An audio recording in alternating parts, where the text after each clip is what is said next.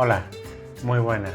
Bueno, tenemos que grabar este vídeo porque hay novedades respecto a la forma de hacer el examen. Ya sabéis que el confinamiento ha trastocado el mundo entero y no iba a ser menos el examen de selectividad de filosofía de Andalucía. Bueno, vamos a pasar a comentar brevemente las novedades. Simplemente deciros que hay cambios efectivamente, pero siempre van a ir en mejora del alumno, por lo tanto, estupendo para nosotros. Las principales novedades, primero hay que saber que el tiempo es el mismo, ¿vale? Hora y media, contamos con 90 minutos para hacer el examen, pero una de las novedades es que en lugar de 6 preguntas, 5 de teoría y otra de rellenar huecos en blanco, una de las de teoría ha desaparecido, concretamente la de la actualidad del pensamiento del autor. Por todo lo demás vamos a seguir igual, aunque la estructura del examen, el examen que nos presente, ahora va a ser distinto. ¿Por qué? Porque antes teníamos que elegir entre la opción A y B. La opción A, ontoepistémica, recordar Platón y Descartes. Opción B, ético-política, o al revés, estoy seguro, ponemos los autores, sí lo sé. La otra opción, la ético-política, Santo Tomás y Kant. Ahora no, ahora tú ya puedes elegir el autor que quieras, porque te van a dejar la opción de hacer cualquiera de los 4 autores. El examen se va a dividir entre secciones A, B y C. La sección A nos vamos a encontrar 4 textos, uno por cada autor, de las obras que ya conocemos de ellos, ¿vale? Bueno, como decía, tenemos texto 1. Vemos aquí, recordad, son 3 apartados A, B y C, ¿vale? Vamos a bajarlo un poquito, así que se vea mejor. En el apartado A, lea atentamente los siguientes textos, seleccione uno de ellos e indique claramente al comienzo de su examen cuál ha elegido. Por lo tanto, lo primero que tenemos que hacer es, ya sabéis, o Platón o Descartes, como están ordenados cronológicamente, serán o el 1 o el 3. Ya el que queráis, por lo tanto, ya desde el principio sabemos qué autor vamos a escoger. En el caso de Platón, venga, como es el primero.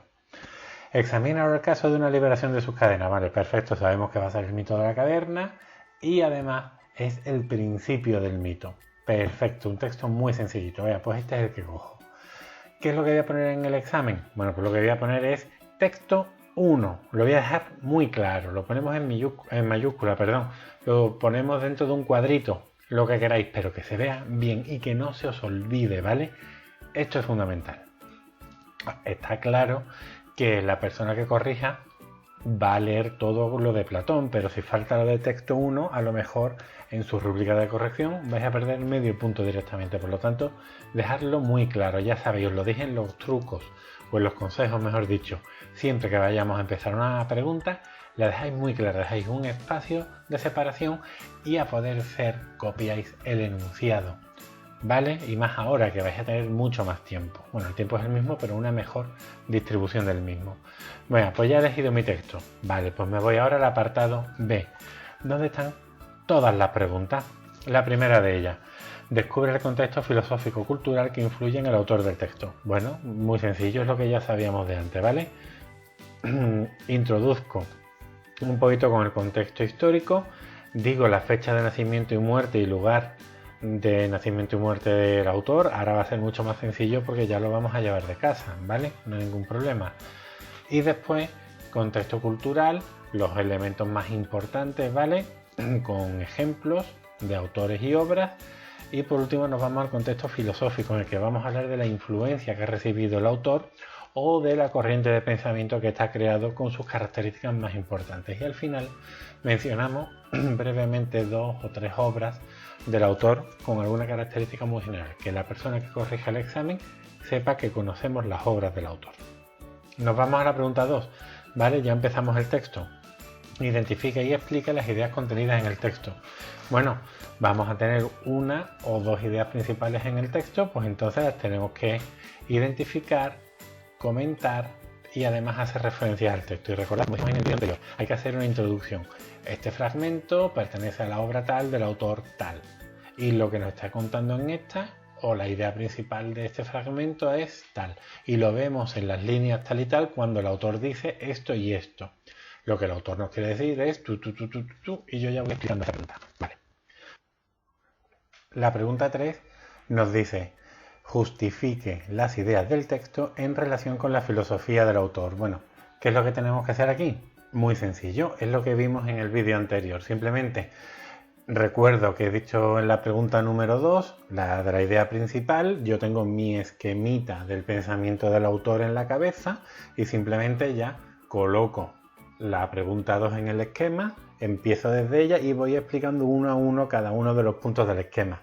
Pormenorizadamente no tenemos tanto tiempo y para ello necesitaríamos 7 folios y 5 horas. Lo que tenemos que ir poco a poco hilando para que desde el texto que hemos visto en la pregunta 2 todo tenga sentido en el pensamiento del autor. Vale, no hay ningún problema, ¿vale? Si nos vamos a la pregunta 4, relacione el tema o el autor del texto con una posición filosófica de un periodo histórico diferente al del autor del texto elegido.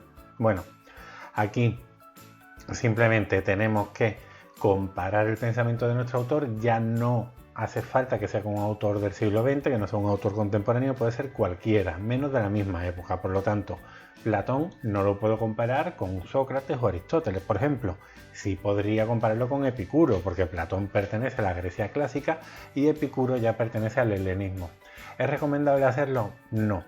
Va a ser más complicado y nos la vamos a estar jugando por cercanías en el tiempo. Por lo tanto, vamos a lo seguro y vamos a hacer lo que hemos hecho. En el caso mío, bueno, Platón lo comparamos con Karl Popper y con Friedrich Nietzsche. Después Descartes lo hemos comparado con Edmund Husserl y otra vez con Friedrich Nietzsche. La comparación de Nietzsche era para que solo con una comparación pudierais tratar a los dos autores, la pregunta que os cayera. Ahora, como ya de antemano vosotros vais a saber qué autor queréis desarrollar, llevad la comparación que más os guste, porque ya solo vais a tener que llevar una. Mi recomendación, Nietzsche, ¿vale? Porque incluso además podríamos ir dando acotaciones de comparar al mismo tiempo con el otro autor, pero bueno, igual quizás tampoco. A lo que me acabo de referir ahora es, bueno, si yo tengo Platón y lo comparo con Nietzsche, siempre puedo decir al final del texto que Nietzsche ha sido un autor fundamental para la historia de la filosofía y que también estas comparaciones que hemos hecho con Platón se podrían hacer en muchos puntos con Descartes, simplemente para cerrar el círculo. Pero no sería ahora hablar de Descartes, no, simplemente hacer una mención al final, una última línea, para ver la importancia de Nietzsche en la historia. En este caso del ejemplo, ¿vale? Bueno, ahora ya pasamos al apartado C, donde vemos una redacción maravillosa que lo que intenta hacer es aclaratoria e ir directa a lo que queremos hacer. Para un autor distinto al seleccionado en el apartado A, complete solamente uno de las siguientes frases con la palabra o expresión correcta. Bueno, ¿qué me estás diciendo? Si nos vamos para abajo, voy a ampliar un poquito para que lo podamos ver mejor, aunque bueno, aquí estás. Vale. Quitamos esto por aquí, perdón, ya. Si nos fijamos en esto, lo subo para que se me vea bien el cabezón. Son 4 frases, C1, C2, C3 y C4. Parecen las líneas de autobuses de Sevilla. Bueno, cada texto ya te va a ir diciendo muy claramente a qué autor pertenece. Aquí ya vemos Platón, Tomás de Aquino, Descartes y Kant. Además están ordenados cronológicamente. Si yo he hecho mi examen de Platón, ya tengo que descartar la 1, no puedo hacerla, y me quedo con la 2, la 3 y la 4. En mi caso, como mi maravilloso profesor me ha explicado o ha ido siguiendo la línea ontoepistémica, la 2 y la 4 no debería de hacerla, porque son la ético-política. Además, a estos pensadores los hemos visto no en temas dedicados para ello, lo hemos visto dentro de otros temas. En el caso de Santo Tomás o Tomás de Aquino, lo hemos visto en el tema de Edad Media y Cristianismo, en el que tratamos a San Anselmo de Canterbury, a San Agustín de Hipona, a Santo Tomás de Aquino y a Guillermo de Ockham. Vimos a esos autores, además de ver la patrística. Bueno, San Agustín pertenecería a la patrística media. Por lo tanto, ni la 2 ni la 4 la hago, me voy directamente a la 3, que es la de Descartes. Así que fijaos, sigue siendo igual, ¿vale? Es otro formato distinto, pero es lo mismo. Ahora, vamos a leer la frase. La duda chimpón es una estrategia con la que Descartes pretende combatir el chimpón. Su objetivo es alcanzar una idea pap y pap. Bueno, muy sencillo. La duda metódica es una estrategia con la que Descartes pretende combatir el escepticismo. Su objetivo es alcanzar una idea clara y distinta. Bueno, pues nada, ya con esto estaría hecha la prueba.